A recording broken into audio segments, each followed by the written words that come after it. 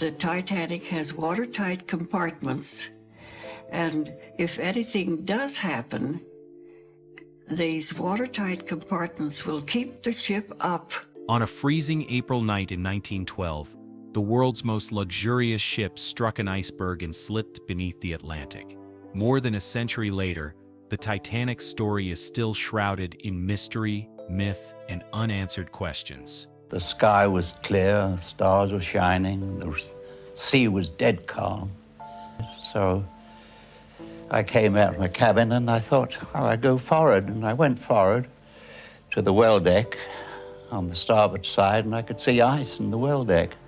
There's no sign of iceberg then, because she'd passed us. Were the missing binoculars to blame? Could more lifeboats have been filled? And did women and children first really save lives or seal fates? The Titanic is often remembered through a haze of dramatic stories, romanticized films, and sensational documentaries. Over the years, a handful of myths have taken on a life of their own, repeated so often that they feel like facts. One of the most persistent of these is the idea that the ship's lack of binoculars in the crow's nest was a key reason it struck the iceberg. The story is simple enough to be believable. The lookouts couldn't see the iceberg in time because they didn't have binoculars. But when you dig into the evidence, the truth is far more complicated and much less cinematic. The claim largely comes from the testimony of Frederick Fleet, one of the two lookouts on duty the night of the 14th of April 1912. Fleet was the man who first spotted the iceberg, ringing the warning bell and calling the bridge. In the official inquiries after the disaster, he said that if he'd had binoculars, he could have seen the iceberg a bit sooner. Soon enough, in his view, to avoid the collision altogether. His colleague that night, Reginald Lee, also mentioned the absence of binoculars. For many, this was all the proof they needed. The story fits neatly into a narrative of avoidable errors.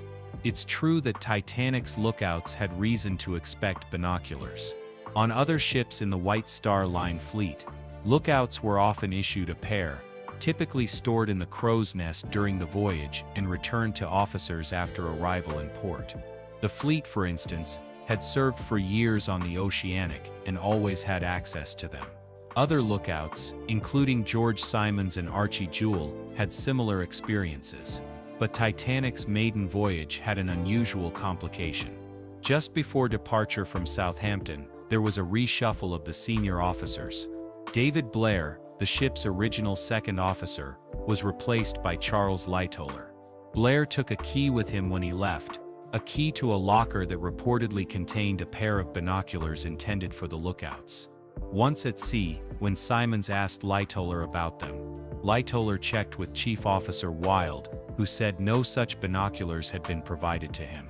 The matter ended there, and the lookouts carried on without them.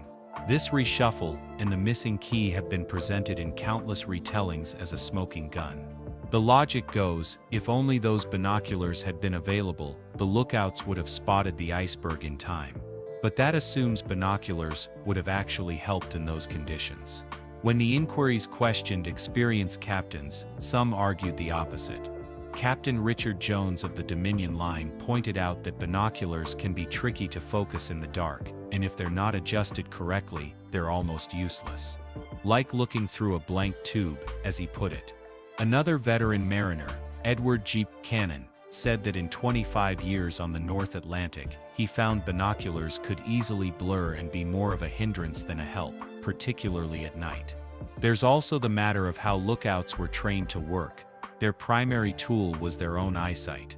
A lookout's job wasn't to examine every object in detail, but to keep a wide, constant scan of the horizon for anything unusual, other ships, lights, land, or hazards. If they saw something they couldn't identify, binoculars could be useful for a closer look. But using binoculars constantly would narrow their field of view and make it easier to miss something entirely. Lightoller himself testified that on a dark night, ice would be spotted with the naked eye first and only then examined through binoculars. Even Fleet admitted that you'd see an object with the naked eye before using glasses to confirm it. The broader consensus among the officers and captains who testified was that binoculars were mainly for the officers on the bridge, not for the lookouts in the crow's nest.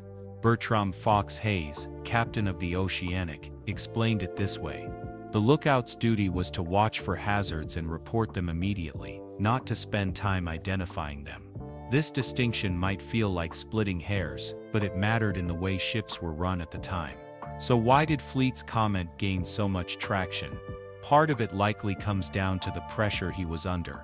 Both he and Lee were among the first to be questioned in the inquiries, and the line of questioning could be blunt, even accusatory. Investigators wanted to know why, on such a clear night, the iceberg wasn't spotted sooner.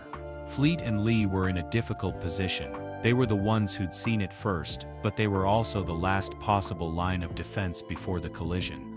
Under those circumstances, pointing to the absence of binoculars was a way to shift some of the blame. Lee even claimed there had been a haze that night, though other crew members disagreed. In reality, while the air was clear, it was also extremely dark, there was no moon, and the sea was unusually calm, without waves breaking against the base of the iceberg to make it more visible. The iceberg blended almost perfectly into the horizon. From their high position in the crow's nest, Fleet and Lee were looking down at the dark surface of the ocean, which may have made the iceberg even harder to distinguish. Some experts have since suggested that posting additional lookouts at the bow, closer to the waterline, might have given the crew a better chance of seeing the iceberg against the lighter night sky. Fleet and Lee probably had less than a minute between spotting the iceberg and the collision. That's barely enough time to ring the warning bell, telephone the bridge, and for the officers to react. Could binoculars have extended that warning time? Perhaps by a few seconds, but the evidence suggests it wouldn't have been enough to change the outcome. Even Fleet's own words, "a bit sooner," don't suggest a dramatically earlier sighting, just a marginal one. It's also worth noting that binoculars weren't standardized equipment for lookouts across all shipping lines. White Star's practice was to supply them if the captain requested it, but it wasn't a fixed rule. Inventories show that Titanic did have binoculars on board, a pair for the captain, one for each senior officer, and a set kept on the bridge. The lookout's lack of them wasn't a case of total oversight or absence, it was the result of differing views on their usefulness.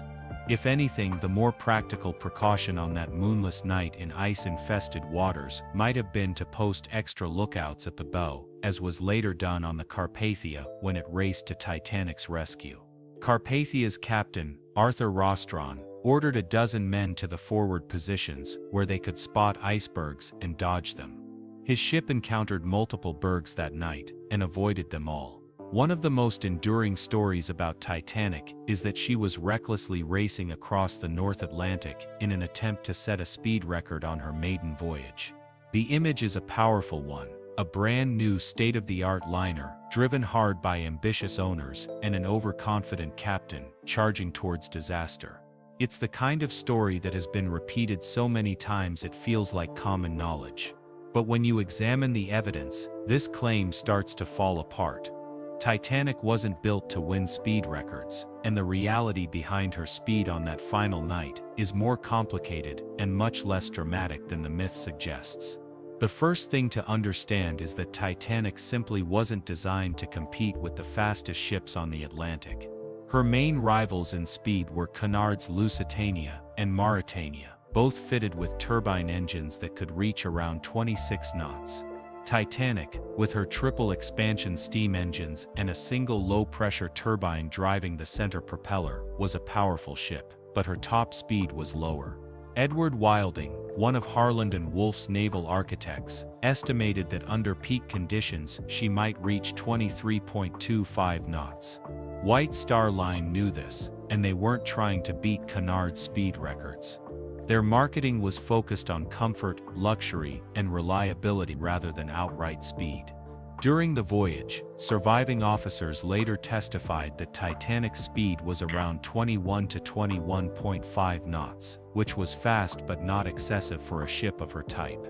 The American inquiry put the possible maximum at around 24.5 knots, but there's no clear evidence she was pushing that hard. Even Bruce Ismay, chairman of the White Star Line and often cast as the villain of the piece, only ever expected Titanic to match her sister Olympic service speed of about 22 knots. So where did the idea of a speed record come from? A large part of it stems from a conversation reported by first-class passenger Elizabeth Lines. She testified that on the afternoon of April 13th, she overheard Ismay and Captain Smith discussing Titanic's performance in the ship's reception room. Ismay was apparently pleased with the ship's daily mileage, remarking that she was performing better than Olympic had on her maiden voyage. He went on to say that Titanic could beat Olympic's time and arrive in New York on Tuesday night, instead of Wednesday morning as planned. In her account, he even struck the arm of his chair for emphasis. It's easy to see how this could be spun into a story of an overbearing owner pushing his captain to go faster. In some retellings, Ismay is portrayed as ordering Smith to increase speed, using his authority as company chairman to override the captain's judgment.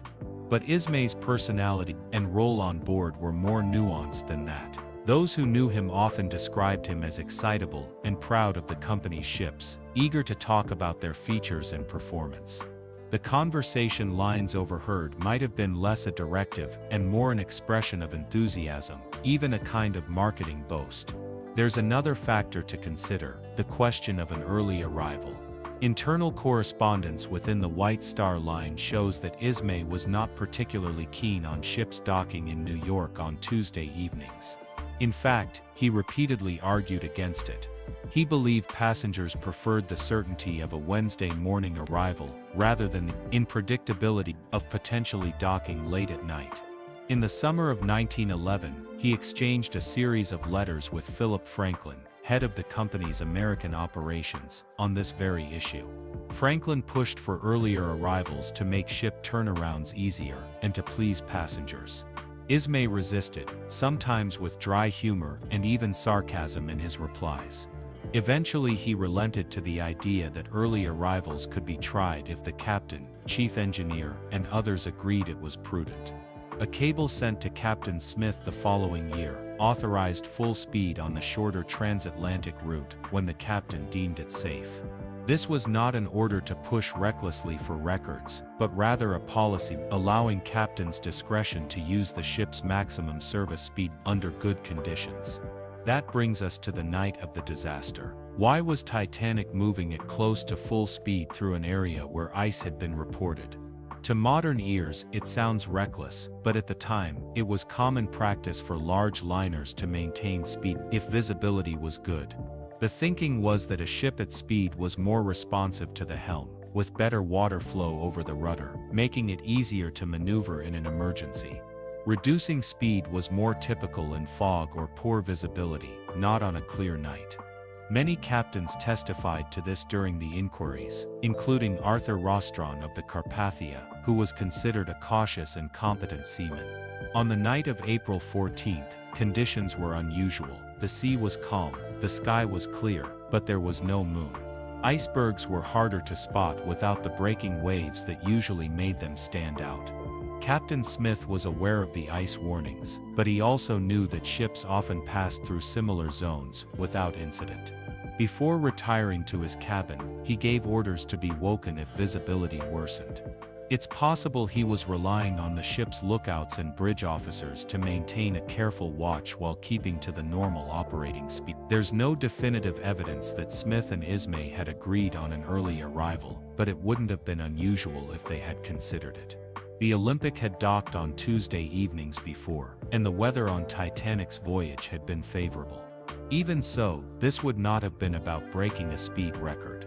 Ship simply didn't have the capability to compete with Cunard's fastest liners, and no one seriously believed otherwise. Some modern interpretations have suggested that professional pride may have influenced the decision to maintain speed. The North Atlantic route was a competitive environment, and captains took pride in their ship's performance. But pride doesn't necessarily mean recklessness. Smith's decision to keep speed up was in line with what other captains of the time would have done under similar conditions. The problem was that in this case, the conditions were deceptive, and the margin for error was far smaller than anyone realized. It's also worth noting that maintaining speed in clear conditions was not against any maritime rules of the day. The international regulations at the time required vessels to proceed at a safe speed, but safe was interpreted differently than it might be now. The prevailing professional judgment was that speed was safe as long as visibility was good, even in ice zones. That interpretation would later be challenged by the Titanic disaster, but in 1912 it was the norm. The myth of the speed record persists because it offers a simple, dramatic cause and effect explanation for the tragedy. It's easier to imagine a ship brought down by arrogance and competition than to grapple with the more mundane reality of standard procedures failing under unusual circumstances. The overheard conversation between Ismay and Smith provides a convenient hook for storytellers, and Ismay's survival after the sinking made him an easy target for blame. When the evidence is laid out, the idea that Titanic was racing for a record doesn't hold up. The ship wasn't built for that, the speeds she was making were within her normal operating range, and the company's leadership wasn't united in wanting early arrivals. If there was any goal to reach New York on Tuesday night, it was more about convenience and public relations than glory or competition. The tragedy came not from an all-out race across the Atlantic, but from a combination of standard practice, misleading conditions, and a fatal underestimation of the risks ahead. Titanic's speed on the night of April 14th was part of a larger pattern of decisions shaped by the norms of the Those norms would be questioned and changed in the years after the disaster, but at the time they were widely accepted. The story of a reckless dash for a speed record makes for gripping drama, but it isn't supported by the facts. The real story is more subtle, and perhaps more troubling. Sometimes doing things the way they've always been done can be the most dangerous decision of all. Another widely repeated belief about the Titanic disaster is that the ship's lifeboats were launched half-empty simply because of poor organization and panic. In films, books, and documentaries, it's often portrayed as a scene of chaos, with crew and passengers unsure of what to do, and officers letting boats go with plenty of room left. While it's true that many boats were not filled to capacity, the reasons are more complex than sheer incompetence. They involve the ship's design, the training and expectations of the crew, the mindset of the passengers, and the way the night's events unfolded. To start with, Titanic carried 20 lifeboats in total: 14 standard wooden lifeboats, 2 smaller cutters, and 4 collapsible boats. Altogether, these could hold about 1,178 people, far fewer than the 2,200 or so on board. At first glance, this seems like a glaring oversight. But in 1912, lifeboats were not expected to carry every passenger and crew member at once. The prevailing view was that they were mainly for ferrying people to rescue ships in the event of an emergency. Maritime regulations were outdated and based on a ship's tonnage, not the number of people aboard. Titanic actually exceeded the legal requirements of the time.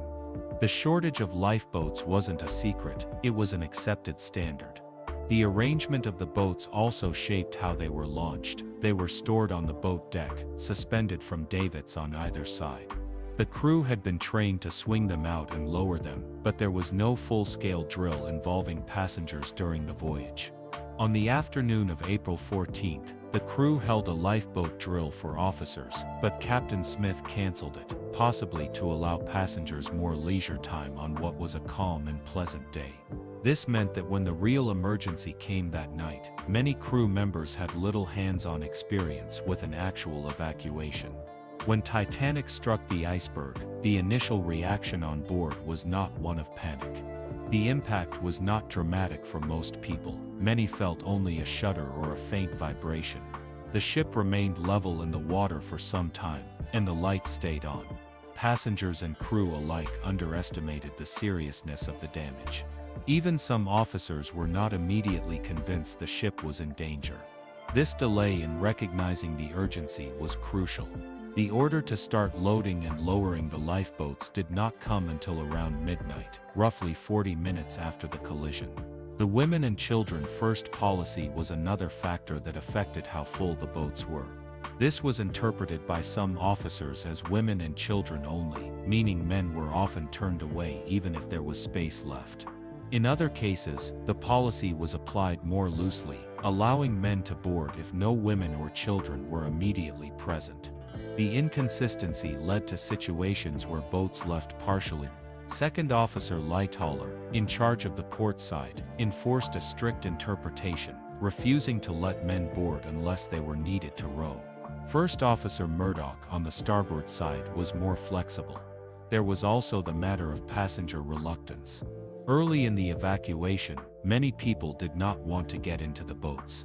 It was a cold, still night, and the idea of sitting in a small craft on the dark ocean seemed more dangerous than staying on the brightly lit, seemingly unsinkable ship.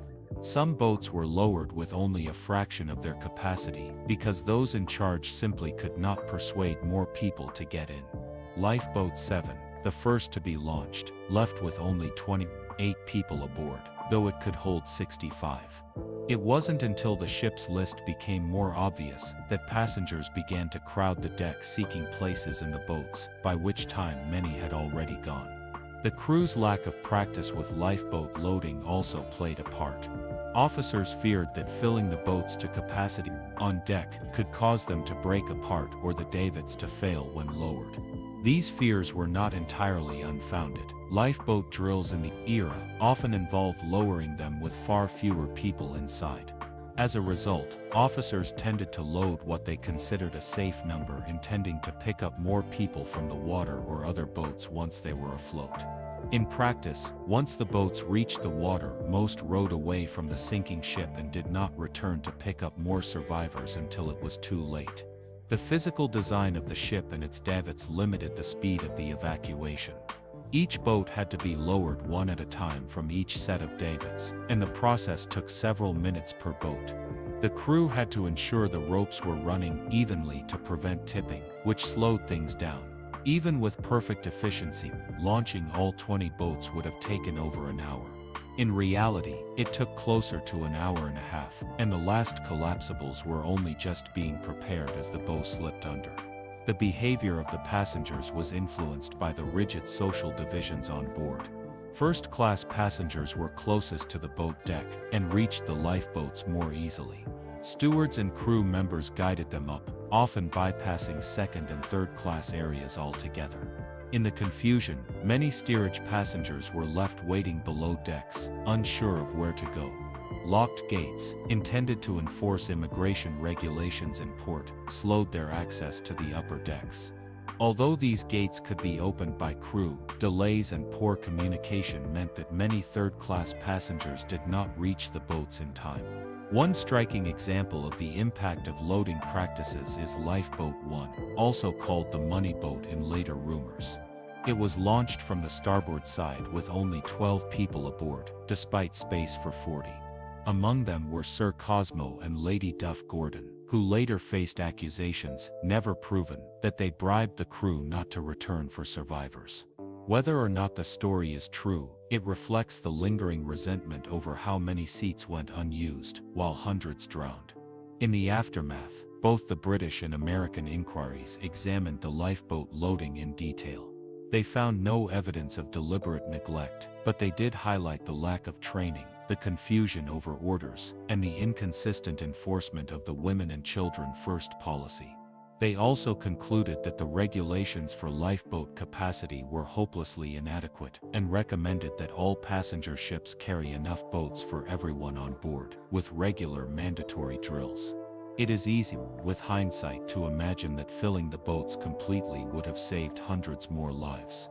In theory, if every seat had been occupied, around 500 additional people could have survived. But this overlooks the reality of the situation that night: the disbelief, the reluctance, the physical constraints, and the inexperience of the crew. The half-empty lifeboats were not simply the result of careless officers waving them away, but of a chain of decisions and assumptions rooted in the maritime culture of the time. In later years, the image of lifeboats pulling away from Titanic with empty seats became one of the most haunting symbols of the disaster. It seemed to embody waste, mismanagement, and missed opportunities. But the real story is more layered. It is about a ship designed and regulated for an era that had not yet imagined such a total loss. It is about a crew trained in a system that valued order over improvisation, even in the face of the unexpected. And it is about passengers making choices in the dark, with limited information and no way to know how little time they had left. The tragedy of the lifeboats is that they were both a success and a failure. Every one of them was launched before the ship sank, and most remained upright and afloat until rescue arrived. That in itself was an achievement compared to some maritime disasters. But the unused capacity represents lives that could have been saved if the assumptions and habits of the time had been different. The lessons from that night led to sweeping changes in lifeboat requirements, crew training, and safety drills, changes that have saved countless lives since. The sight of those boats pulling away, some nearly empty, is one of the enduring images of the Titanic. It is tempting to see it as proof of incompetence, but in truth, it was the product of a world that believed such a disaster was impossible, and that belief shaped every decision made on the night the ship went down.